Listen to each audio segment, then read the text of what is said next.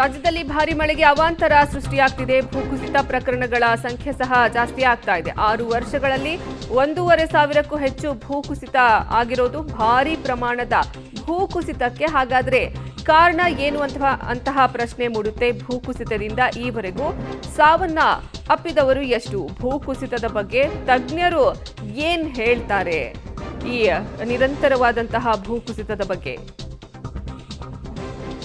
ಈ ಕುರಿತಾದ ಈ ಭೂಕುಸಿತ ಪ್ರಕರಣಗಳ ಬಗ್ಗೆ ಒಂದು ಡೀಟೇಲ್ಡ್ ರಿಪೋರ್ಟ್ ಇದೆ, ನೋಡೋಣ.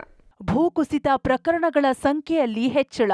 6 ವರ್ಷಗಳಲ್ಲಿ 1,500ಕ್ಕೂ ಹೆಚ್ಚು ಭೂಕುಸಿತದಲ್ಲಿ 80ಕ್ಕೂ ಹೆಚ್ಚು ಜನರು ಸಾವು. ಈ ವರ್ಷವೂ ಹೆಚ್ಚಿನ ಭೂಕುಸಿತದ ಆತಂಕ.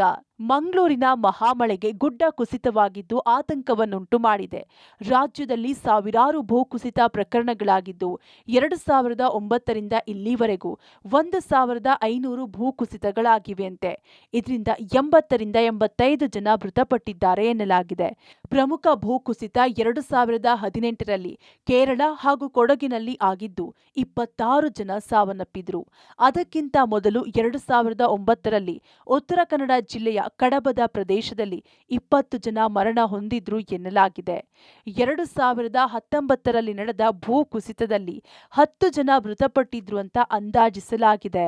ಮಲೆನಾಡು ಮತ್ತು ಕರಾವಳಿ ಭಾಗದಲ್ಲಿ ಭೂಕುಸಿತಕ್ಕೆ ತುತ್ತಾಗುವಂತಹ ಪ್ರದೇಶಗಳು ಸುಮಾರು 29 ತಾಲೂಕುಗಳನ್ನು ಐಡೆಂಟಿಫೈ ಮಾಡಿದ್ದೀವಿ. ಸುಮಾರು 2009ರಿಂದ ಇಲ್ಲಿಯವರೆಗೂ ಸುಮಾರು 1,500 ಭೂಕುಸಿತಗಳ ಈವೆಂಟ್ಗಳಾಗಿದ್ದಾವೆ. ಇದರಿಂದ ಸತ್ತವರ ಸಂಖ್ಯೆಯನ್ನು ನಾವು ನೋಡಿದಾಗ ಸುಮಾರು 80ರಿಂದ 85 ಜನ ಸತ್ತಿರುವಂತಹ ದಾಖಲೆಗಳಿದ್ದಾವೆ. ಮುಖ್ಯವಾಗಿ 2 ಪಾಯಿಂಟ್ಗಳು ಹೇಳ್ಬೋದು. ಒಂದು, ಕಡಿದಾದ ಬೆಟ್ಟಗಳು ಏನಿದೆ ಇದು ಒಂದಾದರೆ, ಇನ್ನೊಂದು ಹೆಚ್ಚಿನ ಪ್ರಮಾಣದಲ್ಲಿ ಮಳೆ ಈ ಭಾಗದಲ್ಲಿ ಆಗ್ತದೆ. ಈ ಮಲೆನಾಡು ಭಾಗ ಅಥವಾ ಕರಾವಳಿ ಭಾಗ ಏನಂತೀವಿ, ಇಲ್ಲಿ 3,000 ಮಿಲಿಮೀಟರ್ಗೂ ಅಧಿಕ ಮಳೆ ಬೀಳುವುದನ್ನು ಕಾಣ್ತೀವಿ. ಕೆಲವು ಭಾಗಗಳಲ್ಲಿ ಸುಮಾರು 6,000 ಮಿಲಿಮೀಟರ್ ಮಳೆ ಬೀಳುವಂತಹ ಪ್ರದೇಶಗಳು ಇದೆ ನಮ್ಮ ರಾಜ್ಯದಲ್ಲಿ. ಮಾನವನ ಹಸ್ತಕ್ಷೇಪ ಅಂತ ನಾವೇನು ಕರಿತೀವಿ, ಅದರಿಂದ ಬಹಳ ಭೂಕುಸಿತಗಳಿಗೆ ನಾವೇ ಇಂಡ್ಯೂಸ್ ಮಾಡ್ದಂಗೆ ಆಗ್ತದೆ. ಭೂಕುಸಿತಗಳು ಹೆಚ್ಚು ಆಗೋದು ನಾವು ರೋಡ್ ಕಟ್ಟಿಂಗ್ ಅಲ್ಲಿ ಆಗಿರ್ಬೋದು, ಎಲ್ಲಿ ಅಭಿವೃದ್ಧಿ ಕಾರ್ಯಗಳು ಜಾಸ್ತಿ ಆಗಿದ್ದಾವೆ ಇಂಥ ಕಡೆ ಹೆಚ್ಚು ಭೂಕುಸಿತಗಳು ಆಗುವ ಸಾಧ್ಯತೆಗಳು ಜಾಸ್ತಿ ಇದ್ದಾವೆ. ಇನ್ನು ರಾಜ್ಯದ ಮಲೆನಾಡು ಹಾಗೂ ಕರಾವಳಿ ಪ್ರದೇಶದಲ್ಲಿ ಮುಖ್ಯವಾಗಿ ಭೂಕುಸಿತವಾಗಲು ಕಾರಣಗಳೇನೆಂದರೆ, ಕಡಿದಾದ ಬೆಟ್ಟಗಳು, ವಾಡಿಕೆಗಿಂತ ದುಪ್ಪಟ್ಟು ಪ್ರಮಾಣದಲ್ಲಿ ಮಳೆಯಾಗುವುದು. 75% ಭೂಕುಸಿತಕ್ಕೆ ಕಾರಣ ಮಾನವನ ಹಸ್ತಕ್ಷೇಪ. ಪ್ರಮುಖವಾಗಿ ಗುಡ್ಡಗಾಡುಗಳಲ್ಲಿ ಅವೈಜ್ಞಾನಿಕವಾಗಿ ರೋಡ್ ಕಟ್ಟಿಂಗ್ ಮಾಡಲಾಗುತ್ತದೆ.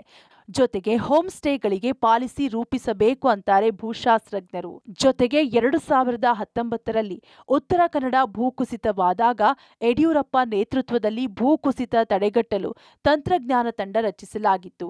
ಈ ಕಮಿಟಿ ರಿಪೋರ್ಟ್ ಅನ್ನ ಕಟ್ಟುನಿಟ್ಟಾಗಿ ಜಾರಿಗೆ ತಂದು ಮುಂದಿನ ಭೂಕುಸಿತಗಳನ್ನ ತಪ್ಪಿಸಬೇಕಿದೆ. ನಾನೇನು 2021ರಲ್ಲಿ ಈ ಭೂಕುಸಿತಗಳ ಅಧ್ಯಯನಕ್ಕಂತಾನೆ ಒಂದು ತಂಡ ರಚಿಸಿತ್ತು. ಸರ್ಕಾರ ರಚಿಸಿ ಅದರ ವರದಿಗೂ ಸಹ ಪಡೆದಿದೆ ಸರ್ಕಾರ. ಕೆಲವು ಕಾರ್ಯಕ್ರಮಗಳನ್ನು ಹಾಕೊಂಡಿದೆ. ಭೂಕುಸಿತಗಳನ್ನು ಉಪಶಮನ ಮಾಡೋದು ಹೇಗೆ ಅಂತ ಸರ್ಕಾರ ಇನ್ನೂ ಸ್ವಲ್ಪ ಅದಕ್ಕೆ ಇಂಪಾರ್ಟೆನ್ಸ್ ಕೊಟ್ಟು ಇನ್ನೂ ಅತಿ ಬೇಗನೆ ಎಲ್ಲೆಲ್ಲಿ ವಲ್ನರಬಲ್ ಏರಿಯಾಸ್ ಅಥವಾ ರಿಸ್ಕ್ ಏರಿಯಾಸ್ ಇದಾವೆ ಅದನ್ನ ಐಡೆಂಟಿಫೈ ಮಾಡಿಸಿ ಅಲ್ಲಿ ರಿಸ್ಕ್ ಮಿಟಿಗೇಷನ್ ಪ್ರೋಗ್ರಾಮ್ ಇಂಪ್ಲಿಮೆಂಟ್ ಮಾಡೋದು ಬಹಳ ಮುಖ್ಯ ಆಗ್ತದೆ. ಒಟ್ನಲ್ಲಿ ಈ ಬಾರಿಯೂ ಭರ್ಜರಿ ಮುಂಗಾರು ಮಳೆಯ ನಿರೀಕ್ಷೆ ಇದ್ದು ಸರ್ಕಾರ ಭೂ ಕುಸಿತದಿಂದಾಗೋ ಅನಾಹುತಗಳನ್ನು ತಡೆಗಟ್ಟಲು ಕ್ರಮ ಕೈಗೊಳ್ಳಬೇಕಿದೆ. Aruna Shiraguppi, public TV, Bengaluru.